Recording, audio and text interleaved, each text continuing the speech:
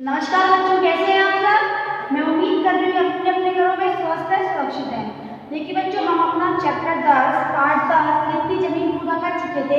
आज हम कर रहे हैं पार्ट 11 अनूठा गुजरात। इस चैप्टर के माध्यम से आपको हमारे देश में जो विभिन्न राज्य हैं उनमें से एक राज्य है गुजरात, उसके बारे में बताया गया है। यानी आपको अपने देश के जो हिस्से हैं, देश के जो गौरव हैं, उनके बारे में बताया जा रहा है। तो आपको बताया जा रहा है कि गुजरात कैसा है। तो देखिए भैया, गुजरात से पहले हम एक कोटेशन पढ़ते हैं जो श्री जवाहरलाल नेहरू जी ने लिखी है। वो है, भारत अपनी सांस्कृतिक अर्थात संस्कृति, भारत संस्कृति पुराणों से, प्राचीन काल से बहुत ही क्या रही है, प्रसिद्ध रही है। लोगों के बीच में हर जगह अपनी छाप छोड़ दी है। विरासत के लिए क्या है, विश्व प्रसिद्ध है। विरासत क्या होती है बच्चों? विरासत का अर्थ होता है कि हमसे पहले हमारे पूर्वजों के द्वारा बनाए गए जो स्थान होते हैं उन्हें कहते हैं विरासत। तो उनके लिए क्या है, बहुत प्रसिद्ध है। हमारे प्राचीन काल में जो हमारे यहाँ मंदिर बने हैं, जो हमारे यहाँ मस्जिदें बनी हैं, जो किले या फिर जो देखने योग्य स्थान बने हैं, उन सब के लिए भारत सदैव क्या रहा है, विश्व में प्रसिद्ध रहा है। और ये किसने कहा है? जवाहरलाल नेहरू ने। चलिए पढ़ते हैं इस चैप्टर को बच्चों। देखिए, भारत देश महान है। इसमें 29 राज्य, 7 केंद्र शासित प्रदेश हैं। इन्हीं राज्यों में से एक राज्य है गुजरात। विविध संस्कृतियों, लोक कलाओं को समेटे गुजरात एक अनूठा राज्य है जहां परंपराओं में आधुनिकता का अनुपम समावेश हुआ है।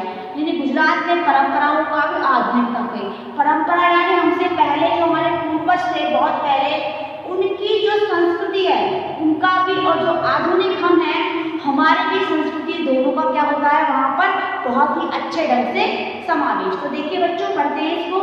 विशाल सागर तट, भांति भांति के लोक संस्कृतियाँ, सोमनाथ का मंदिर, दूर तक फैला कच्छ का रेगिस्तान, जिसे हम क्या कहते हैं, इसे हम कच्छ का रण भी कहते हैं। कच्छ का रण। श्री नगरी कृष्ण की नगरी द्वारिका, ये भी कहाँ पर है? गुजरात में है। साबरमती का आश्रम, इन सबसे मिलकर ही तो बना है क्या? गुजरात। यानी यहाँ गांधी जी का साबरमती का आश्रम भी है। गांधी जी को आपको पता है साबरमती के संत कहते थे। एक पुरानी फिल्मों में गाना भी है, साबरमती के संत तूने कर दिया कमाल, दे दी हमें आजादी बिना खड़ग बिना ढाल। देखिए बच्चों, तो ये श्री कृष्ण की द्वारिका नगरी भी यहीं पर स्थित है। महात्मा गांधी का साबरमती का आश्रम भी यहीं पर है। कच्छ का रण भी यहीं पर है। सोमनाथ का मंदिर, जिसे महमूद गजनवी ने 11 बार लूटा और फिर भी अपने स्थापत्य कला के लिए क्या रहा, विश्व प्रसिद्ध रहा, वो मंदिर भी यहीं पर है। भांति भांति की लोक संस्कृतियाँ, अलग अलग प्रकार के लोग हैं जो वहाँ आते हैं, वहाँ जाते हैं, उनकी संस्कृति, उन सब की वजह से क्या है, हमारा जो भारत देश है वह गुजरात की क्या है, विश्व प्रसिद्ध है। अब देखिए, गुजरात का नाम लेते ही याद आता है यहाँ धूमधाम से मनाया जाने वाला नवरात्रि का महोत्सव, जिसमें गरबा नृत्य करते, थिरकते, झूमते गुजराती लोग। गरबा नृत्य आपको पता है कि अब कुछ ही दिनों पहले क्या संपूर्ण हुए हैं, नवरात्रे। क्या संपूर्ण हुए बच्चों? नवरात्रे। और ये नवरात्रों में माँ दुर्गा के 9 रूपों की पूजा की जाती है। माँ दुर्गा के 9 रूपों को याद किया जाता है। उन दिनों में, उन सब दिनों में होता क्या है, गुजरात में लोग गरबा खेलते हैं। वहाँ एक फेमस नृत्य है गरबा। गुजरात का फेमस लोक नृत्य है गरबा, जिसे कब खेला जाता है, नवरात्रि के दिनों में। तो वहाँ क्या है, लोग नवरात्रि का उत्सव मनाते हैं धूमधाम से।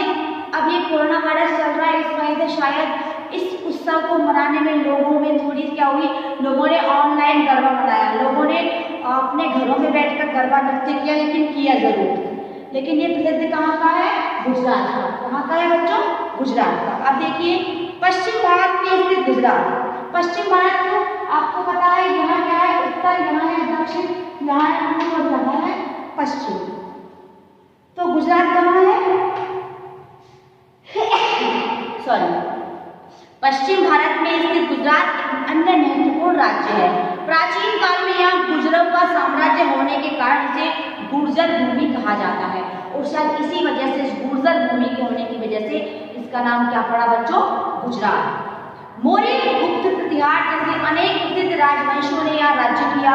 महमूद गजनवी द्वारा 17 बार की गई लूटपाट के बावजूद चालुक्य राजाओं का शासनकाल गुजरात में प्रगति और समृद्धि का युग था।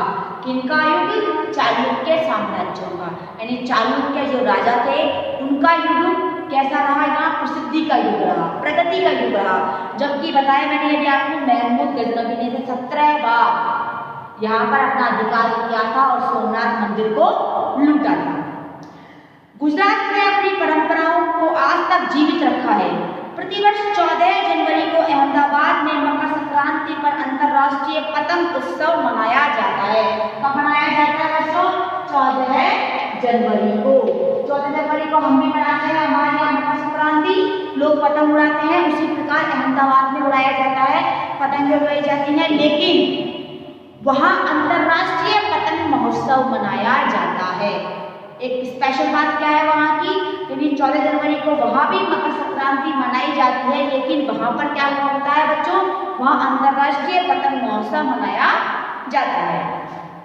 यहाँ विभिन्न उत्सवों में विभिन्न मेले भी लगते हैं, जिनमें तरणेतर मेला, शामलाजी मेला, भावनाथ मेला, माधवराय मेला, अंबाजी मेला आदि प्रसिद्ध हैं।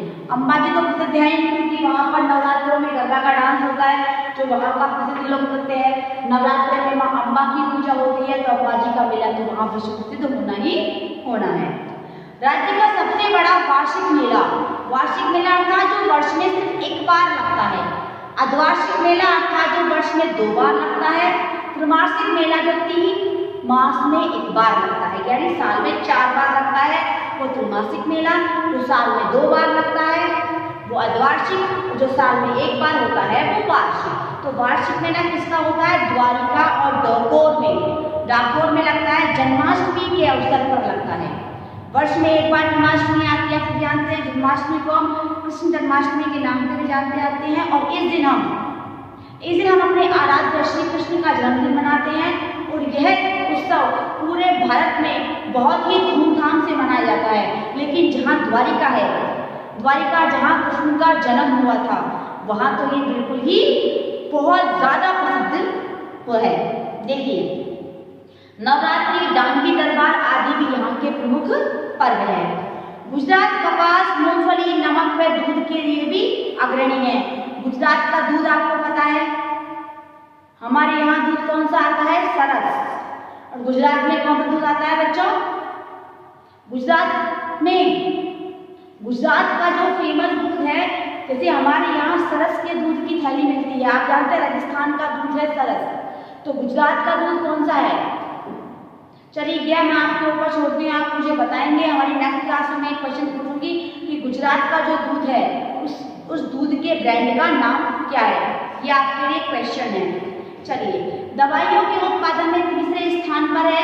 यह कपड़ा, तेल और साबुन जैसे महत्वपूर्ण उद्योगों के लिए कच्चा माल उपलब्ध करवाता है, यानी इसके लिए कच्चा माल देता है जिसको हम फैक्ट्रियों में ले जाकर पक्के माल में परिवर्तित करते हैं। गुजरात की राजधानी गांधीनगर है। अहमदाबाद हवाई अड्डा यहाँ का अंतर्राष्ट्रीय हवाई अड्डा है। वह बड़ोदरा जंक्शन यहाँ का सबसे व्यस्त रेलवे स्टेशन है। अहमदाबाद गुजरात का सबसे बड़ा शहर है। यहाँ के सूती वस्त्र उद्योग की वजह से इसे भारत का मैनचेस्टर भी कहा जाता है। अब देखिए, भारत का मैनचेस्टर है गुजरात, अहमदाबाद क्या है? अहमदाबाद, गुजरात। तो आप मुझे बताएंगे राजस्थान का मैनचेस्टर कौन सा जिला है? भीलवाड़ा। कौन सा जिला है? भीलवाड़ा। अब देखिए, गुजरात की मुख्यतः गुजराती और हिंदी भाषा बोली जाती है। गुजराती भाषा का यहाँ व्यापक होता है।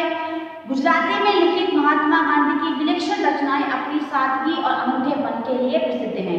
इन रचनाओं में आधुनिक गुजराती गद्य पर विशेष प्रभाव डाला है। नरसिंह मेहता, प्रेमानंद, दयानंद सरस्वती, महात्मा गांधी, सरदार वल्लभ भाई पटेल, जिसे हम लोह पुरुष भी कहते हैं वो, तथा सुप्रसिद्ध क्रिकेट खिलाड़ी रणजी जैसे व्यक्तित्वों ने गुजरात को और अधिक महत्वपूर्ण बना दिया है। गरबा और डांडिया यहाँ के प्रमुख लोक नृत्य हैं। यहाँ के रहन सहन और पहनावे पर राजस्थान का काफी गहरा प्रभाव दृष्टिगोचर होता है। यहाँ का भवई लोक नृत्य काफी लोकप्रिय है। देखिए भवई राजस्थान का भी लोक नाट्य है, लेकिन गुजरात और राजस्थान की सीमा पर, यानी इस तरफ यहाँ राजस्थान है तो यहाँ गुजरात है, तो इन दोनों के मध्य की जो सीमा एक दूसरे को कनेक्ट करती है, वहाँ पर भवई लोक नृत्य काफी लोकप्रिय है। स्थापत्य शिल्प की दृष्टि से गुजरात काफी समृद्ध है। रुद्रमहालय, सिद्धपुर महाकाली मंदिर, पावागढ़, गलतेश्वर, द्वारिकानाथ का मंदिर, शत्रुंजय पालिताना के जैन मंदिर आदि काफी प्रसिद्ध है।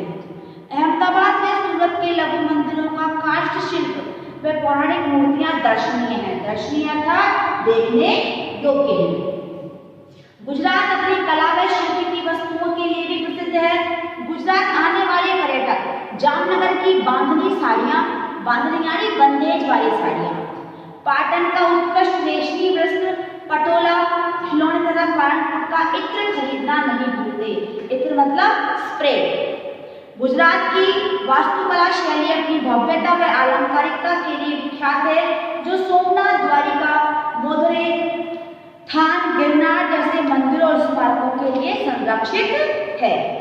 पर्यटन की दृष्टि से गुजरात काफी समृद्ध राज्य है। रॉयल पैलेस, सरदार सरोवर बांध, द्वारिकाधीश मंदिर, सोमनाथ मंदिर, हाजीपीर की दरगाह, गिरवन राष्ट्रीय पार्क, लोथल व ढोलबिला। सिंधु घाटी सभ्यता की खुदाई से चढ़ते सबसे आधुनिक शहर हैं कौन कौन से? लोथल और धोलावीरा। आपको पता है कि सिंधु घाटी सभ्यता से ही रिलेटेड हमारे यहाँ पे क्या है, कालीबंगा सभ्यता हनुमानगढ़ में मिली है। उस हनुमानगढ़ में हमें कालीबंगा क्यों कहते हैं? क्योंकि वहाँ पर काले रंग की चूड़ियाँ मिली है। देखिए कच्छ का रेगिस्तान, कीर्ति मंदिर, साबरमती आश्रम, Lakshmi Vilas palace, Watson museum आदि गुजरात के प्रमुख पर्यटकों को अपनी ओर आकर्षित करते हैं। गुजरात राज्य भारतीय सभ्यता व संस्कृति से परिपूर्ण है। यहाँ एक और हमारी सांस्कृतिक परंपराएं अभी तक सजीव हैं और दूसरी ओर इनमें आधुनिकता का भी समावेश दिखाई देता है। यानी पौराणिक जो परंपराएं हैं उन लोगों ने उन्हें भी क्या किया है, बुलाया नहीं है, वो भी सजीव है, वहाँ पर जीवन है उनके अंदर, और साथ में जो आधुनिकता है उसका भी समावेश है। समावेश यानी सम्मिलन होना, यानी पौराणिक और आधुनिक दोनों का वहाँ पर समावेश है। जो व्यक्ति इस राज्य में एक बार आता है वह बरबस ही इसकी और आकृष्ट हो जाता है। यानी जो व्यक्ति गुजरात में आता है वो बरबस इसकी ओर खींचा चला आता है, क्योंकि गुजरात की जो संस्कृति है, गुजरात की जो सभ्यता है वो हमारे भारत की भी पहचान है। और हमारे भारत देश में जितने भी राज्य हैं उन सब की अलग अलग पहचानें हैं, उन सब की अलग अलग संस्कृति है, सभ्यता है, और वो सभी भारत के गौरव को बढ़ाती हैं। जिस प्रकार गुजरात भारत के गौरव को बढ़ाने में अपना विशेष योगदान देता है, अपने नृत्य के द्वारा, अपने खान पीन के द्वारा, अपने रहन सहन के द्वारा, अपने पौराणिक स्थलों के द्वारा हमारे देश को एक सम्मान प्रदान करवाता है। उसी प्रकार हमारे देश के जो अन्य राज्य हैं, जैसे हमारा राजस्थान राज्य है, वह भी अपनी सभ्यता व संस्कृति, अपनी पुरातात्विक महत्व की वस्तुओं और अपनी जो लोक नृत्य और खान पान, रहन सहन, इन सब के द्वारा हमारे देश के गौरव को बढ़ाता है। और हम उम्मीद करते हैं कि निरंतर इसी प्रकार हमारे भारत देश का गौरव पूरे विश्व में अपनी एक अलग पहचान आज भी रखता है और आने वाले समय में भी रखता रहेगा। तो देखिए बच्चों, इस चैप्टर के बाद हम करते हैं इसके शब्दार्थ। इसका पहला शब्दार्थ है बच्चों रेगिस्तान। रेगिस्तान का अर्थ होता है मरुस्थल। मरुस्थल यानी मरु अर्थात रेत, स्थल यानी भूमि, ऐसी भूमि जहाँ पर क्या हो, सिर्फ रेत ही रेत हो, उसे कहते हैं हम मरुस्थल। नेक्स्ट है समृद्धि। समृद्धि का अर्थ होता है खुशहाली, जहाँ पर हर तरफ खुशहाली हो, जहाँ किसी प्रकार का कोई दुख ना हो, लोग आराम से प्यार से रहते हो, वहाँ होती है समृद्धि, जिसे हम कहते हैं प्रॉस्पेरिटी। नेक्स्ट है वार्षिक, जो मैंने आपको चैप्टर में एक्सप्लेन किया था, वर्ष में एक बार जो होता है उसे कहते हैं हम वार्षिक। दृष्टिगोचर होना अर्थात दिखाई देना, हमें नजर आना, उसे कहते हैं दृष्टिगोचर होना। दृष्टि अर्थात नजर, दर्शनीय अर्थात देखने योग्य, दृश्य धातु है और अन्य प्रत्यय है, अन्य प्रत्यय अर्थात योग्य। समावेश अर्थात सम्मिलित होना, पौराणिक और आधुनिक दोनों ही सभ्यता व संस्कृतियों का सम्मिलित होना क्या कहलाता है? समावेश।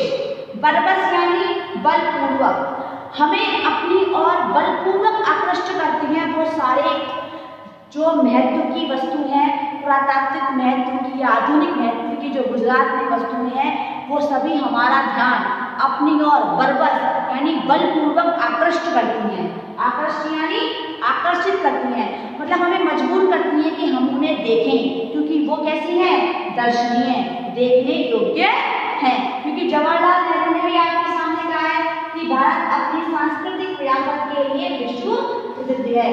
पूरे विश्व में भारत प्रसिद्ध है अपनी सांस्कृतिक विरासत के लिए। भारत के जितने भी राज्य हैं या केंद्र शासित प्रदेश हैं, वो सभी की अपनी अपनी सांस्कृतिक विरासत है, सभी का अपना अपना महत्व है। तो बच्चों, इस चैप्टर के शब्दार्थ अपनी कॉपी में करेंगे, चैप्टर को वापस रीड करेंगे। आज की क्लास में इतना ही।